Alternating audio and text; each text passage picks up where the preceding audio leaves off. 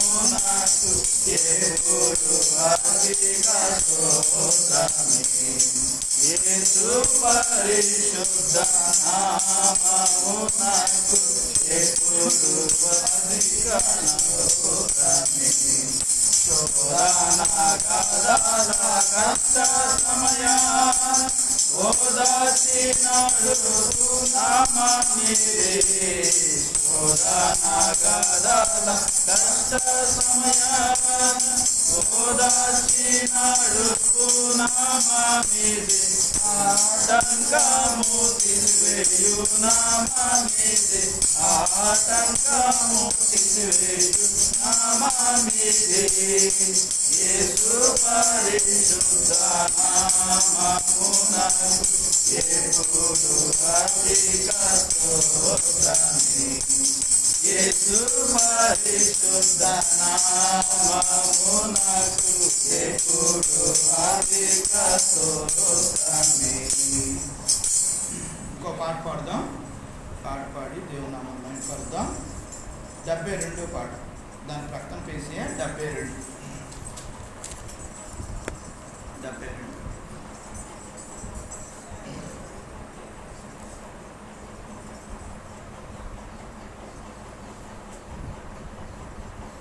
సాగిల పాడిలో గెదము సాధ్యముతో ఆత్మను మన ప్రభు యేసుని.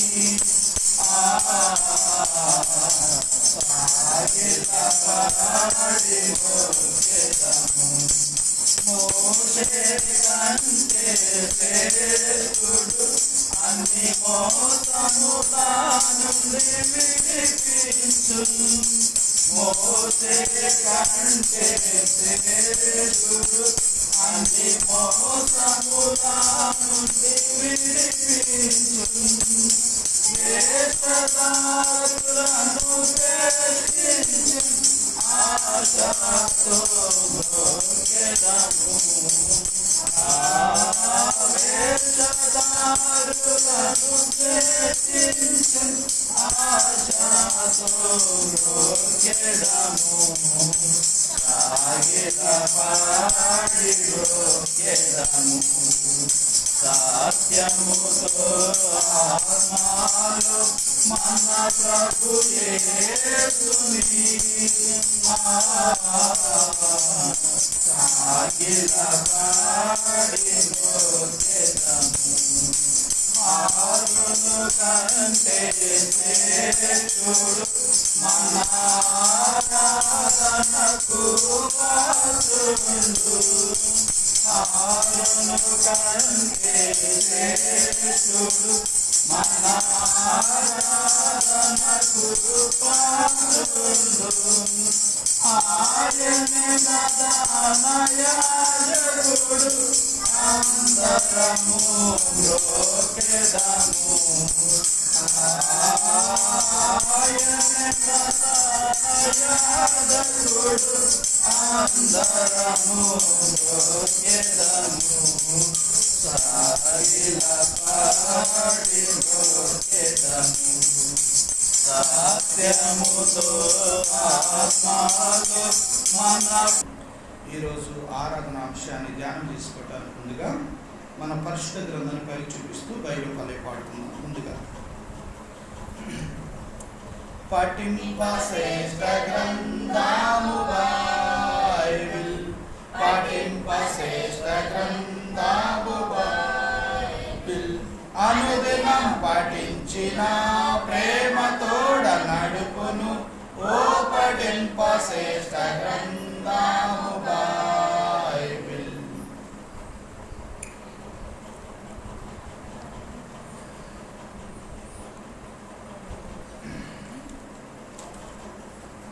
మనము ఆరాధన అంశం కొరకే ఒక మాట చదువుకుందాం. యాకోబు రాసిన పత్రిక క్రొత్త నిబంధన గ్రంథంలో యాకోబు రాసిన పత్రిక 3వ అధ్యాయము 17వ వచనాన్ని మనం ధ్యానం చేసుకునే వారిగా మనం ఉందాం. యాకోబు రాసిన పత్రిక 3వ అధ్యాయము 17వ వచనాన్ని మనం అందరం కలిపి చదువుదాం. అయితే పైనుండి వచ్చు జ్ఞానము మొట్టమొదట పవిత్రమైనది, తర్వాత సమాధానకరమైనది, మృదువైనది, సులభంగా లోబడినది, కనికరముతోనూ మంచి బలముతోనూ నిండిపోయినది, పక్షపాతమైనను వేషధారణైన లేనిదై ఉన్నది. చాలు. దేవుని స్వయంగా చిన్న ప్రార్థన చేసుకుందాం. యాకోబు రాసిన పత్రిక 3వ అధ్యాయము 17వ వచనంలో మనము జ్ఞానం గురించి ప్రభువారు మనతో మాట్లాడుతూ వస్తున్నారు. ఈ జ్ఞానము ఉన్నవారు ఏ విధంగా ఉంటారు, లోక జ్ఞానం ఏంటి, పర్వతరాజ్య జ్ఞానం ఏంటి అనేది మనం ఇక్కడ స్పష్టంగా ధ్యానం చేసుకోవచ్చు. ప్రియమైన దేవుని బిడ్డలారా, మరి ఈ రోజున ఈ లోకంలో ఉన్న జ్ఞానము మరి వెర్రితనంగా ఉంటుంది, కానీ దేవుడిచ్చే జ్ఞానము శ్రేష్టమైనది. ఆ దేవుడిచ్చే జ్ఞానము ఎక్కడి నుంచి వస్తుందంటే పైనుండి వస్తుంది. ఆ పైనుండి వచ్చే జ్ఞానము దేవుని ఎరిగిన బిడ్డలు, ఆ దేవుని ఎరిగిన బిడ్డలు, మరి రక్షణ పొందిన బిడ్డలు, మరి బాప్తిసం తీసుకున్న బిడ్డలు, వాళ్ళందరూ కూడా జ్ఞానం పొందుకొని ఏ విధంగా ఉంటారు అనేది ఇక్కడ స్పష్టంగా యాకోబు రాసిన పత్రిక మరి 3వ అధ్యాయం 17లో ప్రభు మాట్లాడుతూ వస్తున్నారు. చూడండి, అయితే పైనుండి వచ్చే జ్ఞానము మొట్టమొదటిది ఏంటట, పవిత్రమైనది. ఆ జ్ఞానం ఎలా ఉందట, పవిత్రమైనది. దాంట్లో కళ్ళకపటం ఉండదు, పాపం ఉండదు, చెడు ఉండదు, ఏముండదు. పవిత్రమైనది జ్ఞానం. అంతేకాకుండా తర్వాత చూడండి, సమాధానకరమైనది. అంటే ఈ లోకంలో ఉన్న సమాధానము కొంతలో ఉండి కొంతలో మాయమైపోద్ది. దేవుడిచ్చే సమాధానము, దేవునికి ఉన్న బిడ్డలకు ఉన్న సమాధానము శాశ్వతకాలం ఉంటుంది. అందుకనే అది ఇక్కడ ప్రభువారు అందుకే మాట చెప్తున్నారు, అద్భుతమైన మాట చెప్తున్నారు. చూడండి, సమాధానకరమైనది అట. ఆ జ్ఞానం ఏంటి? ఒకప్పుడు ఈ లోకంలో ఉన్న మనము ఈ లోకంలో ఎవరితో కూడా సమాధానం లేకుండా అందరితో లోకానుసారంగా జీవిస్తూ కొట్లాట, పోట్లాట, మరి ఎదురు తిరగటం, మాట చెప్పడం, ఇలా రకరకాలుగా మనం చూస్తూ వచ్చాం. అయితే పైనుండి వచ్చే జ్ఞానము అలాంటిది కాదు. అది ఎలాగుంటుందంటే సమాధానకరమైనది అట. అంటే అందరితో సమాధానం ఉంటుంది, మనస్పర్ధ లేకుండా సమాధానకరమైన ఉంటుంది. తర్వాత మృదుమైనది. ఎలా ఉంటుంది? మృదువైనది, పట్టుకుంటూ జారిపోయేటట్లుగా మృదువుగా ఉంటుంది. తర్వాత సులభంగా లోబడినది, సులభంగా లోబడుతుందట. చూడండి ప్రియమైన దేవుని బిడ్డలారా, మనము ఆ యొక్క లోబడే విధానాన్ని మనం చూసినట్లయితే మనం ఎంతో ఆశ్చర్యం వేస్తుంది. ఒకసారి భక్సింగ్ అన్న ఒక మీటింగ్కి వెళ్ళారట. మీటింగ్కి వెళ్ళినప్పుడు ఆ మీటింగ్ అయిపోయింది. మీటింగ్ అయిపోయిన తర్వాత వాళ్ళు హైదరాబాద్ వెళ్ళిపోవాలి, రైల్వే టికెట్స్ తీసుకో అని ఒక బ్రదర్ని పిలిచి చెప్పాడట. చెప్తే ఆ బ్రదర్ అన్నాడట, బ్రదర్ డబ్బులు ఇవ్వండి, తీసుకొస్తా టికెట్ అన్న, నువ్వు పక్కన నుంచి అన్నట. ఇంకో బ్రదర్ని పిలిచి నువ్వు వెళ్ళి టికెట్స్ తీసుకోమన్నట్టు. టికెట్ తీసుకోమని ఆయనకి ఆ బ్రదర్ అలాగే బ్రదర్ అని నిలిపోయినట్టు. ఆ బ్రదర్ దగ్గర కూడా డబ్బులు లేవు, కానీ ఏమైంది? లోబడ్డాడు. దైవ సేవకుని మాటకి ఏమయ్యాడు? లోబడ్డాడు. లోబడి ప్రార్థన చేసుకుంటూ వెళ్ళాడట. భక్సింగ్ అన్న టికెట్ తీసుకోమన్నాడు, నా దగ్గర డబ్బులు లేవు, మరి ఎలాగా ప్రభా, మీరే సహాయం చేయాలి, మీరే ఇస్తారని నమ్ముతూ వెళ్తున్నాను ప్రభా అనుకుంటూ ప్రార్థన చేసుకుంటూ వెళ్తాడట. లోబడ్డాడు, కానీ డబ్బులు లేవు. సరే వెళ్ళాడు. వెళ్ళిన తర్వాత ఇక టికెట్స్ తీసుకున్నారు. అందరు లైన్లో నిలబడ్డారు. లైన్లో నిలబడితే టికెట్స్ తీసుకుంటుంటే లైన్కి వెళ్తుంటే ఒక 3-4 వెళ్ళారు. ఇంకా 4వ వ్యక్తి ఈ బ్రదర్.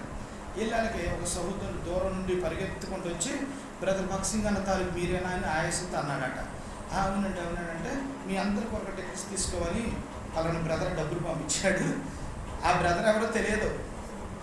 అన్న మీకు ఇమ్మన్నారు డబ్బులకి అని డబ్బులు ఇచ్చేసి వెళ్ళిపోయాడట. వెళ్ళిపోతే అప్పుడు దేవునికి థ్యాంక్స్ చెప్పి దేవుని కృతజ్ఞతలు చెల్లించి వెళ్ళి టికెట్స్ తీసుకున్నాడట. భక్సింగ్ అన్న చెయ్యేసి దేవుడికి సహాయం చేశాడా అన్నట్టు. అవును ప్రభు చేశాడు. అంటే మనం లోబడితే దేవుడు మనకు ఆ విధంగా సహాయం చేస్తాడు.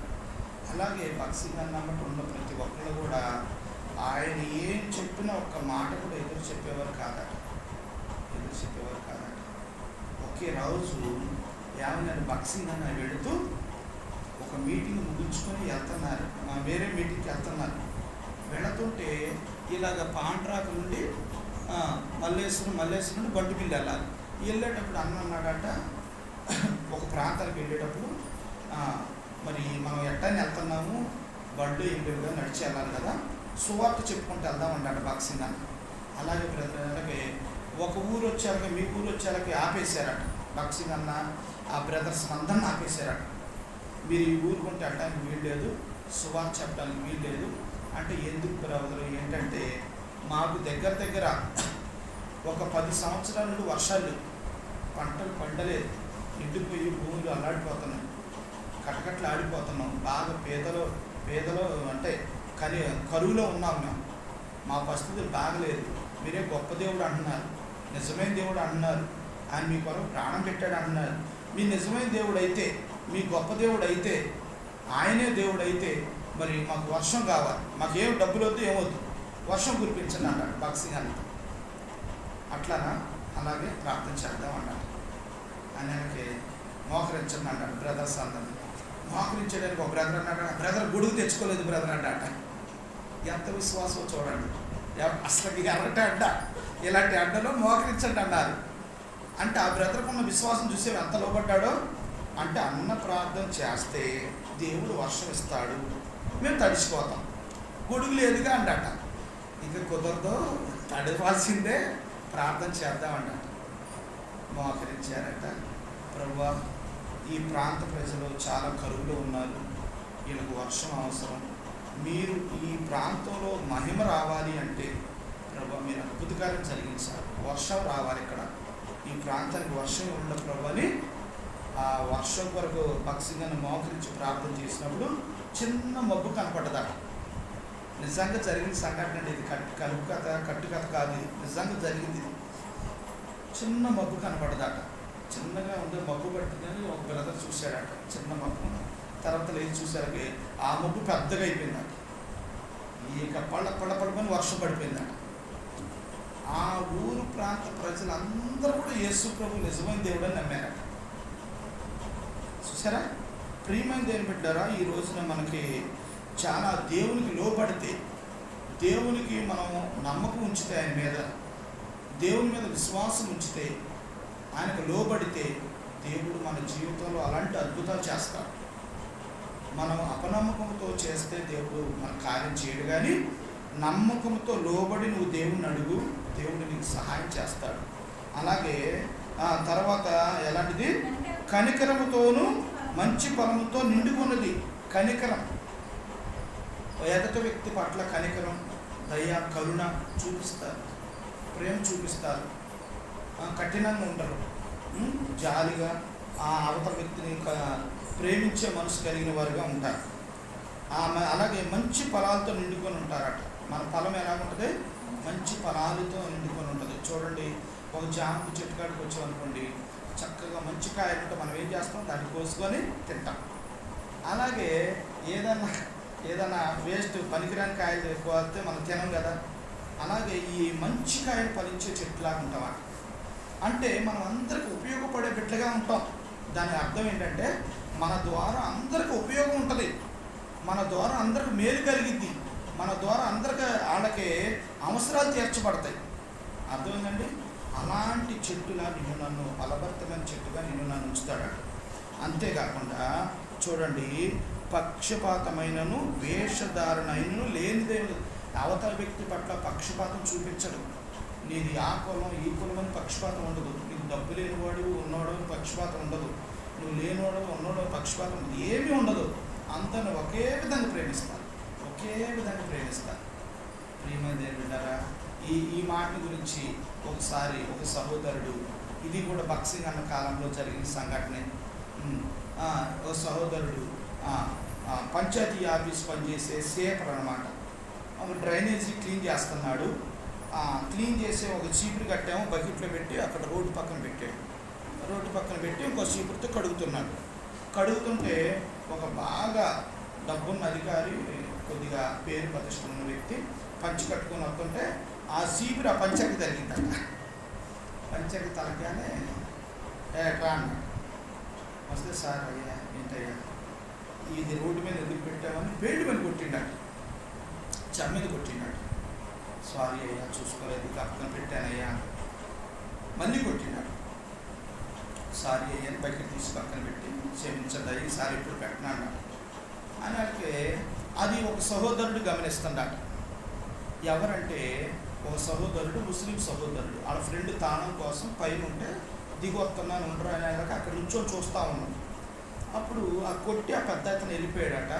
ఆ సేపర్ దగ్గరికి వచ్చి ఆ ముస్లిం సహోదరుడు అడిగాడట, బ్రదర్ మీరు ఎందుకని అన్నిసార్లు 2 సార్లు కొట్టినా మీరు మాట్లాడలేదు ఎందుకన్నాడు. అంటే అప్పుడు ఆయన అంటాట, అయ్యా ఏముందిలయ్యా ఏదో కొట్టారా అంటే, లేదు ఎందుకు నువ్వు అలా ఓర్చుకున్నావు, ఎందుకు కారణం చెప్పంటే, అయ్యా నేను ప్రభుని నమ్ముకున్నాను, నా ప్రభువే ఎన్నో దెబ్బలు తిన్నాడు, నేను తిన్న దెబ్బలు పెద్ద గొప్ప ఏం కాదు, నా ప్రభువుని బట్టి నేను అతను క్షమించానయ్యా, వదిలేండి అయ్యా అన్నట్టు. అంటే దెబ్బ కొట్టినా కూడా క్షమించేశాడట. ఆ వ్యక్తి మారాడు దానికి. అప్పుడు భక్సింగ్ అన్నత ముస్లిం సహోదరుడు అన్నాడట, అన్నా నేను రక్షణ పొంది బాప్తిసం తీసుకుంటానన్నా నాకు ఇవ్వమన్నాడు. అప్పుడు అడిగితే అప్పుడు ఈ విషయం చెప్పాడట. నువ్వు ఎలా రక్షణ పొందావు, ఎందుకు రక్షణ పొందావు, ప్రభుని ఎలా తెలుసుకున్నావు అంటే, పలానా వ్యక్తి కొట్టినా కూడా ఒక్క మాట కూడా ఎదురు చెప్పలేదు, ఆయన తప్పు లేదు కానీ తప్పు లేకపోయినా ఆ వ్యక్తిని బట్టి నేను ఈ రోజున నేను ప్రభు ఇంత గొప్పవాడని తెలుసుకున్నాను, అతని హృదయంలో ఉన్న కార్యం ఇలా జరిగిందని నమ్ముకున్నాను, నేను కూడా రక్షణ పొంది ప్రభు బిడ్డగా అవుతానని అన్నాడట.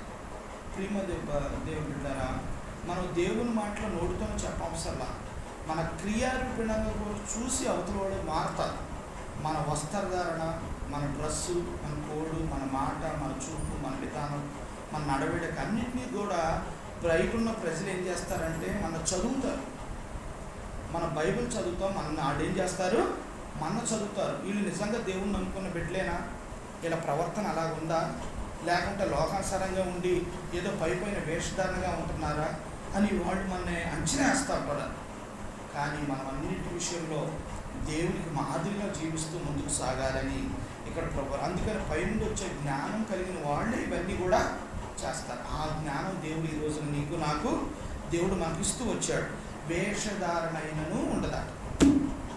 వేషధారణ ఉన్నది ఉన్నట్టుగా మాట్లాడతారు, ఉన్నట్టుగానే ఉంటారు, ఉన్న దాంతోనే తృప్తి పడతారు. వేషధారణ జీవితం అనేది వాళ్ళకుండానే ఉండదు. ఎందుకంటే ఆ జ్ఞానం ఎక్కడి నుండి వచ్చింది, వచ్చింది. ఈ రోజున నీవు నేను మనందరం కూడా ఒకప్పుడు లోక సంబంధంగా జీవించిన వారమే.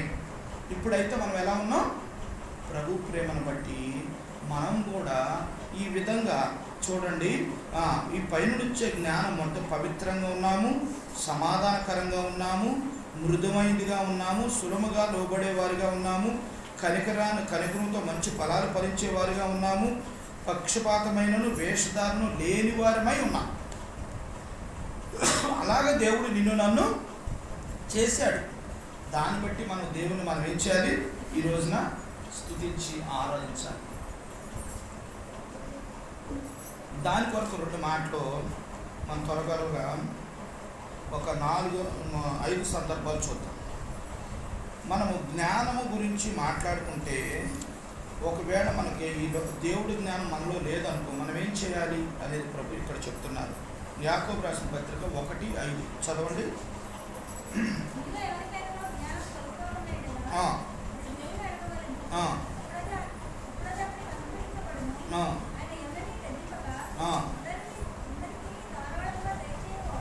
నువ్వు దేవుణ్ణి, ప్రభువా నా జ్ఞానము లేదు, నాకు తెలివి లేదు ప్రభువా, నేను ఎలా మాట్లాడాలి, ఎలాగ నేను నడవాలో, ఎవరితో ఎలా మాట్లాడాలో నాకు తెలియట్లేదు ప్రభువా అని నువ్వు అడిగితే దేవుడు నీకు జ్ఞానం ఇస్తాడు, నేను త్రోసివేయడు.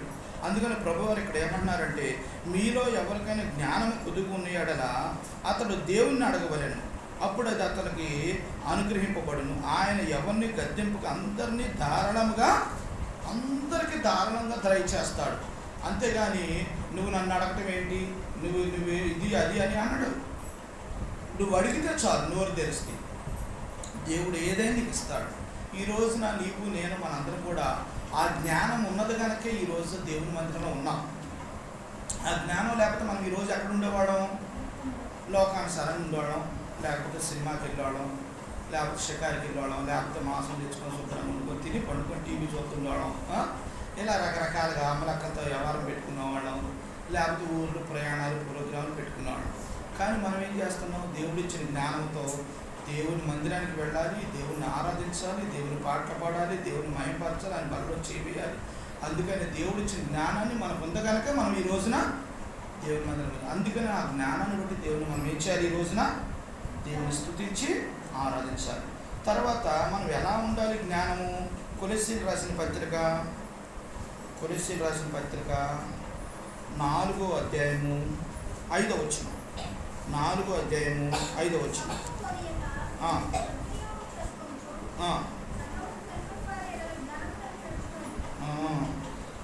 సమయము పోనీక సద్వినియోగం చేసుకొనుచు సంఘము వెలుపటి వారి ఎడల జ్ఞానము కలిగి నడుచుకొనుడి. సమయం పోనీయకూడదు, దేవుని మందిరానికి వెళ్ళకూడదు.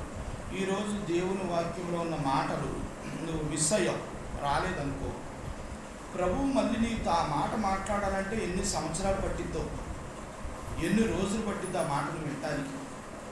అందుకనే ఆ సమయానికి దేవుడు ఇచ్చిన ఆ సమయాన్ని మనం కేటాయించుకొని ఖచ్చితంగా దేవుని సన్నిధానానికి రావాలి. దేవుడు మనతో మాట్లాడేటప్పుడు ఆయనకు ఆ సమయాన్ని మనం కేటాయించాలి. అందుకనే ఇక్కడ ప్రభువారు అందుకే ఈ మాట చక్కని మాట మనతో మాట్లాడుతూ వస్తున్నారు. సమయమును పోనీక సద్వినియోగం చేసుకోవాలి. ఎవ్వరు కూడా సమయాన్ని వృధా చేయకూడదు. ముఖ్యంగా దేవుని సమయాన్ని అస్సలు వృధా చేయకూడదు. ఒక సహోదరుడు ఉన్నాడు, మనకు తెలిసిన బ్రదరే, ఇక్కడ మీకు తెలిసే ఉంటుంది, ఆయన పాచాపురమే. ఆ బ్రదర్ సేఫ్ చార్జ్ స్కూల్లో టీచర్గా చేస్తాడు. చేస్తుంటే ఆ బ్రదర్ని ఆ సాబు సార్ ఏం చేశారంటే, అక్కడ ఉన్న సారు, బాబు ఆదివారం పిల్లలకి 10th క్లాస్ పిల్లలకి ట్యూషన్ చెప్పాలన్నాడు. ఆదివారం పొద్దునపూట వచ్చి 10 గంటల నుండి 12 గంటలకు చెప్పాలి. నేను చెప్పను సార్ అన్నాడు. ఎందుకన్నాడు? ఆయన చర్చికి వెళ్తాడు, ఆ సేఫ్ చార్జ్ మాస్టర్. ఎందుకంటే నేను చర్చికి వెళ్ళాలండి, నేను రాను. చర్చికి వెళ్ళేటట్టయితే నువ్వు మందిరానికి అవసరం లేదు, నీకు ఉద్యోగం కావాలా, చర్చి కావాలి, నీ ఇష్టం, కోరుకో. నువ్వు పిల్లలకు ట్యూషన్ చెప్పేటట్టయితే నువ్వు ఉద్యోగంలో ఉండు, లేకపోతే మానే. థ్యాంక్స్ సార్, నేను ఉద్యోగం మానేస్తాను, మందిరాన్ని మానేయండి, నా దేవుడే నాకు అన్నీ సహాయం చేస్తాడు. విశ్వాసంతో బయటకు వచ్చాడు. వచ్చిన తర్వాత పట్టుదలతో చదివి లాయర్ అయ్యాడు. తెలుసా? లాయర్ అయ్యాడు. మీకు తెలిసే ఉంటుంది ఆ బ్రదరు, తర్వాత చెప్తాను. ప్రియమైనది ఏం పెట్టారా, మనం ఎప్పుడైనా సరే ఒక కీడెనక ఒక మేలు ఉంటుంది. ఎప్పుడైనా మనకి ఏంటి ఇలా జరిగింది అనుకోకూడదు, అది మన మేలు కొరకే జరిగిందని అనుకోవాలి ఎప్పుడైనా. ఆ బ్రదరు లేదు నాకు మందిరం ఏముందో లేదు, రెండో పూట వెళ్ళి ప్రార్థన చేసుకుని మందిరానికి అడ్జస్ట్ చేద్దాం అనుకోవచ్చు. ఆ బ్రదర్ ఖచ్చితంగా చెప్పాడు, నేను మందిరానికే వెళ్ళాలి, దేవుని వాక్యం వినాలి, ఆ రోజు దేవుని ఆరాధించాలి, దేవుని బలలో చేయవేయాలి. నేను మందిరాన్ని స్కూల్కి రాను సార్, నాకు ఉద్యోగం. ఆయన ఎప్పుడుండో చేస్తున్నాడు, దగ్గర 35,000 40,000 జీతం. ఆ జీతాన్ని వదిలేశాడు. ప్రియమైనది ఏం పెట్టారా, ఈ రోజున నీవు నేను మనందరం కూడా సమయాన్ని మనం ఏం చేయాలి? సద్వినియోగం చేసుకోవాలి. అంతేకాకుండా చూడండి, ఇక్కడ ప్రభువారు ఏమన్నారు, సంఘమునకు వెలుపటి వారి ఎడల జ్ఞానము కలిగి నడుచుకోవాలి. సంఘంలో నువ్వు మాట్లాడినట్టు సంఘం బయట నువ్వు మాట్లాడకూడదు. జ్ఞానం కలిగి ఉండాలి. మనము వాళ్ళతో తెలివిగా మాట్లాడాలి. మనం కొంతమంది ఎలా ఉంటారంటే, దేవుని యొక్క మందిరానికి వచ్చేవారు యేసు ప్రభు వారి గురించి తెలుసు కనుక వాళ్ళని మనం గద్దించినా, హెచ్చరించినా, బోధించినా వాళ్ళు లోబడతారు, వాళ్ళు ఉంటారు. బయట వాళ్ళ దగ్గరికి వెళ్ళినప్పుడు వాళ్ళ మాట్లాడితే వాళ్ళు ఒప్పుకోరు, వాళ్ళది వేరుగా ఉంటుంది. అందుకని జ్ఞానం కలిగి ఉండాలట. ఎలా ఉండాలి? జ్ఞానం కలిగి మాట్లాడాలి. మనం ఎట్ట పడితే అట్ట మాట్లాడకూడదు. ఎందుకని క్రైస్తవులకి మరి హిందువులకి ముస్లిమ్స్ గొడవలు ఎందుకు అవుతున్నాయి అంటే, జ్ఞానం లేకుండా మాట్లాడటమే.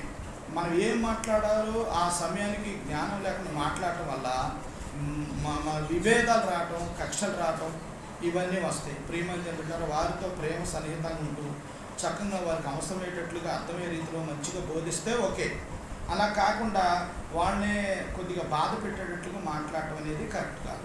అందుకని ఇక్కడ ప్రభువారు ఏమన్నారంటే, అందుకని సంఘమునకు వెలుపటి అంటే సంఘానికి బయట, సంఘానికి ఎవరైతే రావట్లేదో వారితో నువ్వు ఎలా ఉండాలంట? జ్ఞానము కలిగి నడుచుకోవాలి. నువ్వు వాళ్ళతో జ్ఞానము కలిగి నడుచుకోవాలి, జ్ఞానము ఉండాలి. వాళ్ళేమో కొద్దిగా కుయుక్తితో ఉంటారు, జ్ఞానంతో ఉంటారు, లోక సంబంధంగా ఉంటారు. ఎలా ఉంటారంటే మా మా బాబు విషయంలో మేము పోయినసారి, ఇప్పుడు కాదు చిన్నప్పుడు, బాబు పిల్లలు 2వ క్లాస్ 3వ క్లాస్ చదివే టైంలో బాగా కష్ట పరిస్థితిలో ఉంది. ఫీజు కట్టడానికి కూడా డబ్బులు లేవు. సెయింట్ జాన్స్లో వేసిన బాబుని ఫీజు కట్టలేక డబ్బులు లేక గవర్నమెంట్ స్కూల్లో వేసాం. గవర్నమెంట్లో స్కూల్లో వేస్తే ఆ పిల్లలతో వీళ్ళు కూడా ఏంటంటే దేవుని మందిరానికి వచ్చే పిల్లలు కదా వీళ్ళు ఏం చేశారంటే ఆ పిల్లలతో కలిసి ఈ యొక్క పక్కనే కాలం ఉంటే కాలం దగ్గరికి వెళ్ళి నీళ్లు పోసుకోవటం, అలా చేయటం, తర్వాత ఇంట్లో ఉన్న డబ్బులు ఉంటే తీసుకొచ్చుకోవటం, కొనుక్కోవటం, ఇలా అలవాటు అయిపోయింది దానికి. ఇలా అలవాటు అయిపోయి ఒకసారి వాళ్ళమ్మ డాక్రా డబ్బులు దాస్తే ఆ డాక్రా డబ్బులు తెలియకుండా 500 తీశాడు మా పెద్దోడు. తీసి చిల్లర కొట్టుకాడిచ్చి రోజు కొద్ది కొనుక్కొని తింటాడ. మాకు తెలియదు డాక్రా డబ్బులు ఎప్పుడు కట్టాలి, నెలాఖరు కట్టాలి. నెలాఖరు చూస్తే 500 తగ్గుతుంది. ఏమైంది చూస్తే ఆలోచిస్తే డబ్బులు లెక్కరా అట్లా 500 తగ్గింది ఏంటని చూస్తే అప్పుడు ఒక బాబు అన్నాడు, అంకుల్ మీ బాబు అక్కడ రోజు కొనుక్కుంటున్నాడు అది అని చెప్పాడు. ఏంటని ఎంక్వైరీ చేస్తే డబ్బులు తీసాడని తెలిసింది.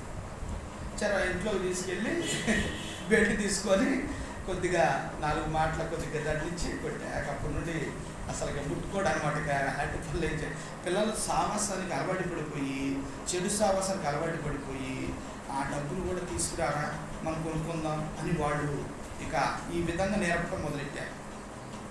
ఇక అలాగ అలవాటు. అప్పుడు కొద్దిగా దండించి బెడ్తో కొట్టి ఇవన్నీ చేస్తే అప్పుడు లైన్లో పడ్డారు. ప్రియమంది పెట్టారా? ఎప్పుడైనా సరే ప్రియమంది మనం వెలుపుట వారితో మనం ఎలా ఉండాలి? జ్ఞానం కలిగి ఉండాలి, జ్ఞానం ఉండాలి. అందుకని ప్రభువారు ఇక్కడ చాలా జ్ఞానం చెప్తున్నాడు. సంఘమునకు వెలుపుట వారి వలె వెలుపుట వారి ఎడల జ్ఞానము కలిగి నడుచుకోండి. అంతేగాని జ్ఞానహీనులుగా ఉంటూ వాళ్ళు చెప్పిందలా తల ఊపుతూ, వాళ్ళు చెప్పిందలా చేయటం, వాళ్ళు రమ్మంటే రావటం, వెళ్ళమంటే వెళ్ళటం అలా చేయకూడదు. మనం ఆలోచించాలి. ఏదైనా డౌట్ వచ్చిందనుకో పాస్టర్ గారిని అడుగుతాం, దైవజనుని అడుగుతాం, లేకపోతే ప్రార్థన చేసుకొని చెప్తాం అనే మాట ఉపయోగించాలి. అంతేగాని అలాగే అలా చేద్దామన్నా డబ్బులు కట్టండి అమ్మారు వస్తారు ఇంటికి కట్టండి అని అనగానే గక్కన బయట వాళ్ళు గర్భం కట్టేయకూడదు. 10 మందిని ఎంక్వైరీ చేసుకోవాలి, ఆలోచించాలి. అది మంచిదా చెడ్డదా అని ఆలోచించాలి. మన దేవుడు నమ్ముకున్న బిడ్డని గప్పున ఆయన ముందుకు కూడా వెళ్ళకూడదు. ఎవరైనా సరే జాగ్రత్తగా మనం ఆలోచన చేసుకోవాలి. ప్రియమంది బిడ్డారా, ఇది ఎన్నోది? 2వది. సంఘమునకు వెలుపట వారి ఎడల జ్ఞానం కలిగి నడుచుకోనండి అనేది 2వ అనుభవం. 3వ అనుభవం చూద్దాం. కొలస్సీయులకు రాసిన పత్రిక 2వ అధ్యాయం 3వ వచనం పక్కనే 2:3.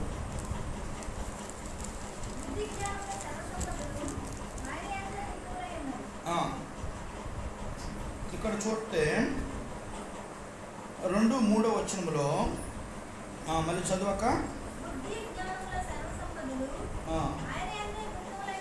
అది ఇక్కడ బుద్ధి జ్ఞానంలో సర్వసంపదలు ఆయన యందే గుప్తమై ఉన్నవి. అంటే మనకి ఎక్కడి నుండి వస్తుంది ఈ జ్ఞానము అంటే మనకి దేవుని దగ్గర నుండే వస్తుంది. ప్రభువే ఇవ్వాలి ఆ జ్ఞానం.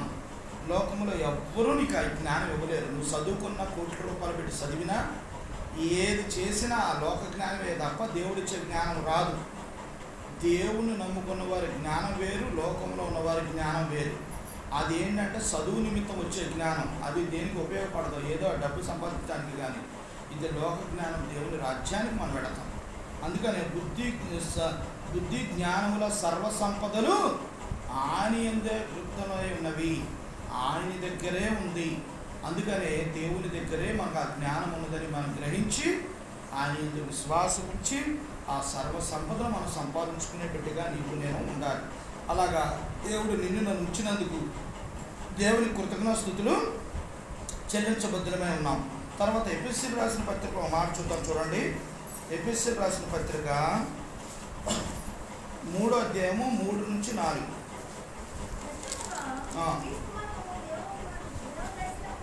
ఆ, ఆ, ఆ.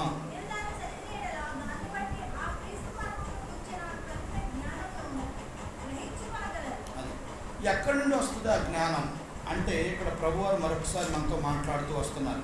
ఎక్కడి నుండి వస్తుంది అంటే ఇక్కడ ప్రభువారు 5వ వచనంలో మరి 4వ వచనంలో ఇక్కడ ప్రభువారు చెప్తున్నారు ఏమనంటే మీరు దానిని చదివిన ఎడల దానిని బట్టి క్రీస్తు చూడండి ఆ క్రీస్తు మర్మను గురించి నాకు కలిగిన జ్ఞానము గ్రహించుకొనగలరు. చూసారా ప్రియమైన దేవుని బిడ్డలారా, ఈ రోజున నీవు నేను మనందరం కూడా మనం ఎప్పుడైతే ప్రభు యొక్క వాక్యాన్ని ధ్యానం చేస్తామో వాక్యములో ఉన్న మర్మాలు మనం గ్రహించేవారిగా ఉంటాం. ఆ జ్ఞానం దేవుడు మనకు ఇస్తాడు. నువ్వు జ్ఞానం రావాలి అంటే మరి దేవుని వాక్యాన్ని చదవాలి. దేవుని వాక్యాన్ని చదివినప్పుడు దేవుడు నీకు చక్కని జ్ఞానాన్ని ఇస్తాడు, చక్కని ఆలోచన చెప్తాడు. దేవుడు నీతో ముఖాముఖిగా మాట్లాడతాడు. దేవుడు నువ్వేం చేయాలో అది చెప్తాడు. దేవుని దగ్గర అంత జ్ఞానమైన ఉంది. మనిషి పుట్టుక కానుండి చనిపోయి బయటికి వెళ్ళి పరలోక రాజ్యంలో ఉండేంత వరకు కూడా నువ్వేమి చేస్తావో కూడా తల్లి గర్భంలో నుండి పుట్టి బ్రతికి చనిపోయి సమాధి చేయబడి చనిపోయిన తర్వాత లేచిన తర్వాత ఎక్కడుంటావు అక్కడ ఏం జరిగింది అన్నీ సమస్తం ఈ గ్రంథంలో ఉంది, పరిశుద్ధ గ్రంథంలో ఉంది. దేవుడు రాయించి పెట్టాడు. ఈ గ్రంథం చదివితే లోకంలో ఎవ్వరు ఇవ్వని జ్ఞానం దేవుడు మనకు ఇస్తాడు.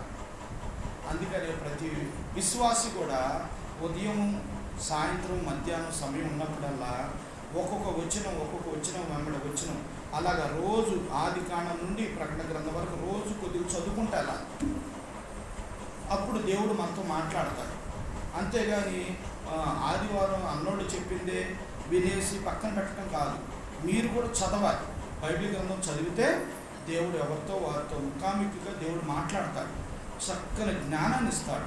ఒకప్పుడు ఆ జ్ఞానం మనకు లేదు, ఇప్పుడు ఆ జ్ఞానం చదవాలనే జ్ఞానం దేవుడు మనకి ఇచ్చాడు కనుక మనం ఆ విధంగా చదివి దేవుని యొక్క జ్ఞానం పొందుకున్న వారిగా ఉన్నాం కనుక దేవుని కృతజ్ఞతలు చెల్లించబద్దులే అన్నాం.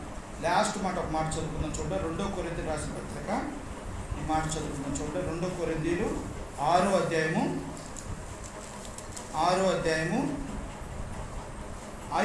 వచనాలు చదువు.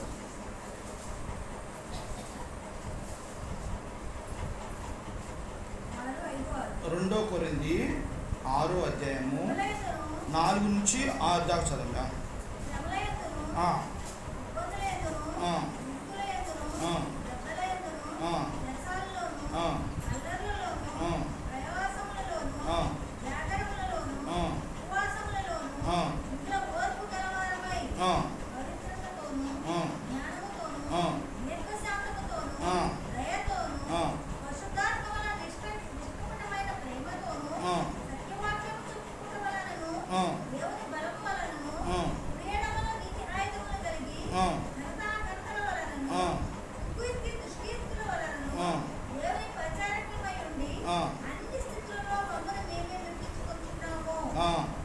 చాలా ఇక్కడ చూసినట్లయితే పవిత్రతోను జ్ఞానంతోను దీర్ఘశాంతం దయతో పరిశుద్ధాత్మను నిష్కపటమైన ప్రేమతోను అని ప్రభు చెప్తూ వస్తున్నాడు. ఈ 6వ వచనంలో చాలా లోతైన అర్థం ఉంది.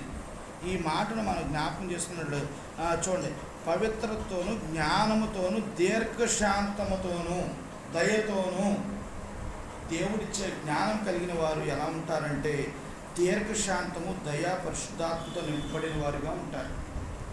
ప్రియమైన దేవుని బిడ్డలారా, ఈ రోజున నీవు నేను మనందరం కూడా ఒకప్పుడు దేవుని ఆత్మ లేకపోతే నువ్వు నా వాడువు కాదు, దేవుని ఆత్మ లేకపోతే నువ్వు నా వాడువు కాదు అన్నాడు ప్రభు. దేవుని ఆత్మ ఉంటే ఎలా ఉంటారు, దేవుని ఆత్మ లేకపోతే ఎలా ఉంటారంటే దేవుని ఆత్మ మనలో ఎప్పుడైతే వచ్చిందో మార్పు చెందుతాం. అర్థమైందా? పూర్తిగా మార్పు చెందుతాం. ఇంకా మనం లోకంలో ఉన్నాయని ఒక్కొక్కటి ఏం చేస్తాం, విడిచిపెడుతుంటాం. విడిచిపెట్టి ప్రభు వైపు తిరుగుతుంటాం పూర్తిగా. అర్థమైందండి? నిజంగా అందుకనే నీవు నేను మనందరం కూడా ప్రభు అని చెప్పిన విధంగా దేవుడిచ్చే జ్ఞానం ఎంత గొప్పది. మనం మార్పు చెందితే దేవుడు ఎంతో సంతోషించేవారుగా ఉంటాడు. అలాగా నీవు నేను మనందరం కూడా దేవుని విషయంలో మార్పు చెందాలి. అందుకే క్రీస్తు లేనివాడు నా వాడు కాడు అంటే క్రీస్తు ఉన్నవాడు మాత్రం అలా అద్భుతంగా మార్పు చెందుతాడు. భక్సింగ్ అని అన్నాడు ఒకసారి, ఏమన్నాడంటే దేవుని నమ్మటం అంటే పూర్తిగా తిరగటం అంటే నేను ఇటు తిరిగి ఉన్నాను లోకం వైపు, ఇక లోకం నాకు తెలియదు అన్నట్టుగా ఇటు తిరగటమే, ఇక వెనక తిరిగిపోవటమే, ఇంకా లోకంతో సంబంధం ఉండకూడదు. పూర్తిగా మార్పు చెందాను. కొద్దిగా తిరిగి ఇటు లోకం, ఇటు దేవుడు, ఇటు లోకం అటు చూడకూడదు. వాళ్ళు పూర్తిగా తిరగాలి. అది క్రీస్తు ఆత్మ ఉన్న బిడ్డ ఆ విధంగా ఉంటాడు అని ప్రభువారు చెప్తూ వచ్చారు. ప్రియమైన పెట్టారు. ఈ రోజున నీకు నేను మనందరం కూడా దేవుని ఆత్మ కలిగిన వారిగా ఉన్నాం.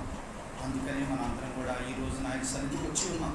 అందుకని ఆయన్ని ఆత్మతో సత్యముతో ఆరాధిద్దాం. ప్రభువా, పైనుండి ఇచ్చే జ్ఞానం నాకు ఇచ్చావు కనుక ఈ రోజు నేను మీ సన్నిధిలో కూర్చొని ఉన్నాను. ప్రభువా, మీరు ఇచ్చిన జ్ఞానాన్ని బట్టి మీకు వందనాలు, స్తోత్రాలు. ప్రభువా, లోకంలో ఉన్న వారి పట్ల నేను ఎలాగ నడవాలో నాకు జ్ఞానం ఇచ్చారు. మరి నేను ఎలా ఫలభరితమైన జీవితం జీవించాలో నాకు జ్ఞానం ఇచ్చారు. ఇలాగని మనం 5 అనుభవాలు తలపోసుకుంటూ దేవుని స్తుతించేవారుగా ఉండాలి. మొట్టమొదటి అనుభవం ఏంటంటే పైనుండి వచ్చే జ్ఞానము ఏంటది? పవిత్రమైనది, సమాధానకరమైనది, మృదువైనది, సులువుగా లోబడినది, కనికరంతో మంచి ఫలాలు ఫలించబడినది, పక్షపాతమైనను వేషధారణైందో లేనిదై ఉండదు. అలాగే నీకు నేను ఉన్నాం. దేవుడు చేశారని బట్టి దేవుని స్తుతించాలి. రెండోది, దేవుని దగ్గరే మన జ్ఞానం దొరుకుతుంది. మీలో ఎవరికి జ్ఞానం కొద్దిగా ఉన్న ఎడలా దేవుణ్ణి అడగాలి. నువ్వు దేవుని దగ్గరకు వచ్చి అడిగితే దేవుడు నీకు జ్ఞానం ఇస్తాడు. అలాగే దేవుడు నువ్వు అడిగావు కనుక దేవుడికి జ్ఞానం ఇచ్చాడు, దాన్ని బట్టి దేవుని స్తుతించాలి. రెండో అనుభవం ఏంటంటే సంఘము వెలుపటి వారి పట్ల జ్ఞానం కలిగి నడుచుకోవాలి. మనం కూడా ఒకప్పుడు ఎదుటి వాళ్ళ పట్ల జ్ఞానం లేకుండా ఇష్టానుసారంగా మాట్లాడి వాళ్ళతో గొడవలు పడేవాళ్ళం. ఇప్పుడు అలా కాదు, జ్ఞానం కలిగి వారితో స్నేహభావంతో మంచిగా ఉంటుంది. అలాగా దేవుడు ఇచ్చిన జ్ఞానం బట్టి దేవుని స్తుతించాలి. తర్వాత మూడో అనుభవం ఏంటంటే బుద్ధి జ్ఞానముల సర్వసంపదలు ఆయనది గుప్తమై ఉన్నవి. బుద్ధి జ్ఞానము సర్వసంపదలు అన్నీ కూడా ఆయనది గుప్తమై ఉన్నాయి కనుక దేవుడు అవి మనకు ఇచ్చాడు కనుక దేవుని దాన్ని బట్టి దేవుని స్తుతించాలి. తర్వాత నాలుగో అనుభవం ఏంటంటే క్రీస్తు మర్మములు కూర్చుని నాకు కలిగిన జ్ఞానము గ్రహింపగలరు. చూడండి, క్రీస్తు మర్మమును కూర్చిన నాకు కలిగిన జ్ఞానము నేను గ్రహిస్తున్నాను. ఆ మర్మాన్ని నేను గ్రహించే బిడ్డగా నన్ను చేశాడు దేవుడు అని దీన్ని బట్టి దేవుని స్తుతించి ఆరాధించాలి. లాస్ట్ అనుభవం ఏంటంటే పవిత్రతతోనూ జ్ఞానంతోనూ దీర్ఘశాంతంతో దయతో పరిశుద్ధాత్మ వలన నేను ఆ జ్ఞానం పొందుకున్నాను. దేవుడు ఆ జ్ఞానం ఇచ్చాడని దేవుని ఆత్మతో సత్యముతో మనం దేవుని ఆరాధించి స్తుతించాలి. మరి దేవుడు ఇచ్చిన జ్ఞానం నీకు ఉంది కనుక ఈ రోజున నీవు నేను మనం ఏం చేయాలి? దేవుణ్ణి ఆత్మతోనూ సత్యముతోనూ ఆరాధించాలి. మన పితరులు ఆ విధంగా ఆరాధిస్తూ దేవుని గణపరుస్తూ వచ్చారు కనుక ఈ రోజున నీవు నేను కూడా ఒక 5 నిమిషాలు మోకరించి ప్రభు సన్నిధిలో, ప్రభా, ఒకప్పుడు జ్ఞానం లేనివాడు ప్రభా, ఈరోజు నాకు ఆ జ్ఞానం ఇచ్చారు. మీ సన్నిధిలో మిమ్మల్ని ఆరాధించే జ్ఞానం నాకు ఇచ్చారు ప్రభా, మీరు మీకు వందనాలు, స్తోత్రాలని మనం ఆత్మతో సత్యముతో దేవుని ఆరాధిద్దాం. దేవుడి చిన్న వాక్యము దేవుడు దీవించుగాక. అందరూ మోకరించండి. మోకరించి మనం